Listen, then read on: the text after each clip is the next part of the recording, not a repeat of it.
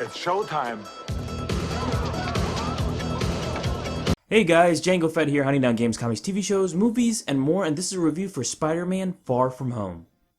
So this is a movie directed by Jon Watts, who did the first movie, Spider-Man Homecoming, which I did enjoy quite a bit, and, you know, easily one of my favorite Spider-Man movies. I mean, I love Tobey Maguire, I love his stuff, I love what he brings, but man, I'm a big Tom Holland fan, man. I love him as Spider-Man, and this movie just reinforces that even more.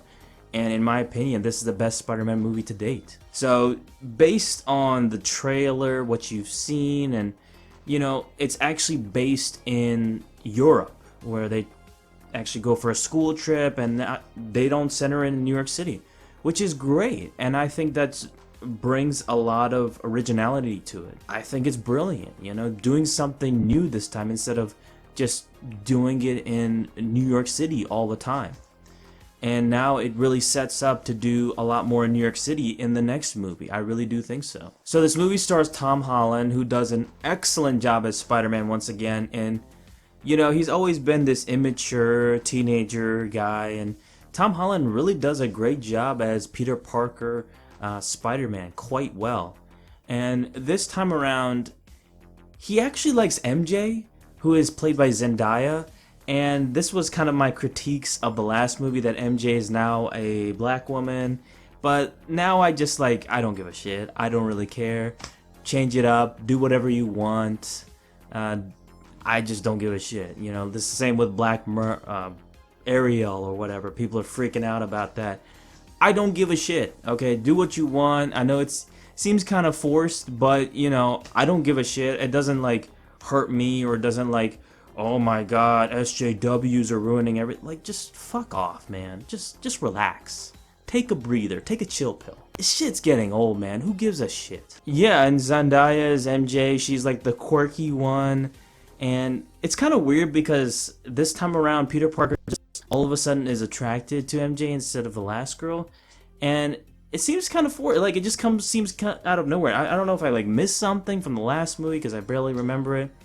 I watched it once and kind of didn't want to watch it again for a while. So this time he's just trying to get MJ, and is really attracted to her this time around. And he just really wants to be with her desperately.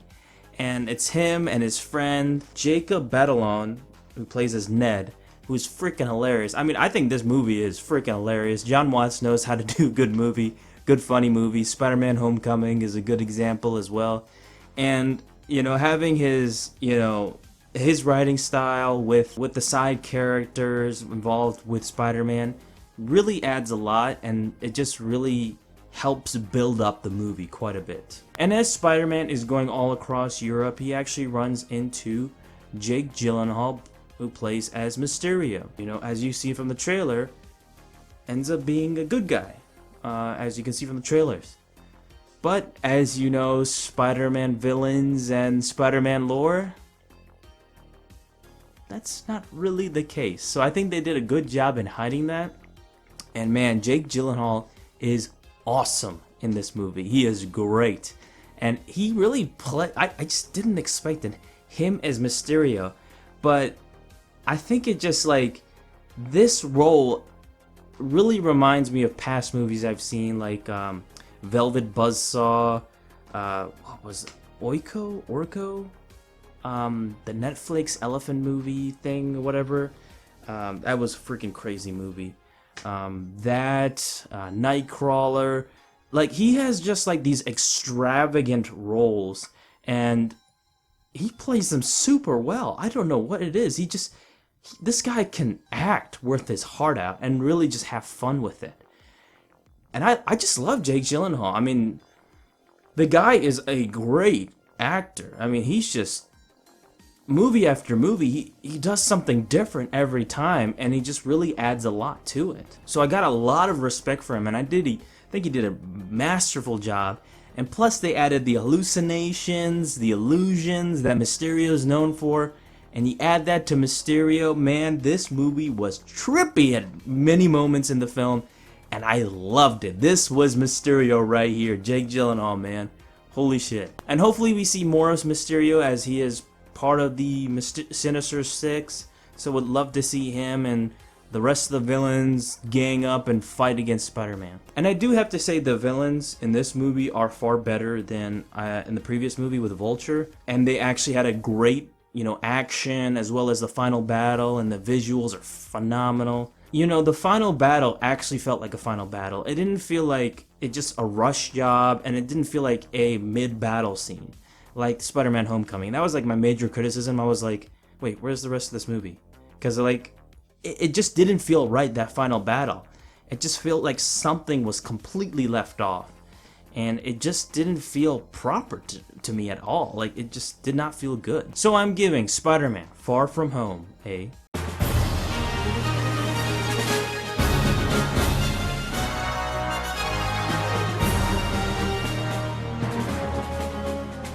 It's a really good, fun ride. It's not a perfect Spider-Man movie. There's not really any perfect Spider-Man movie, in my opinion, but this one comes close to like being the best Spider-Man movie I've seen yet. And once you have a lot of fun, you add Spider-Man to the mix, you had comedy, you had some good action, you have everything that comes with a Spider-Man movie. You have a recipe for success. And I feel like this is the second Marvel movie to really do a great job with that this year, with Avengers Endgame and this one, and not Captain Marvel. This one does what a true Marvel film should do. There's not really any other movies that I can see, like Lion King, none of that shit, man. No thanks. That I want to review for the time being, so I'm going to go back to Star Wars. I got Star Wars Episode 2 to review.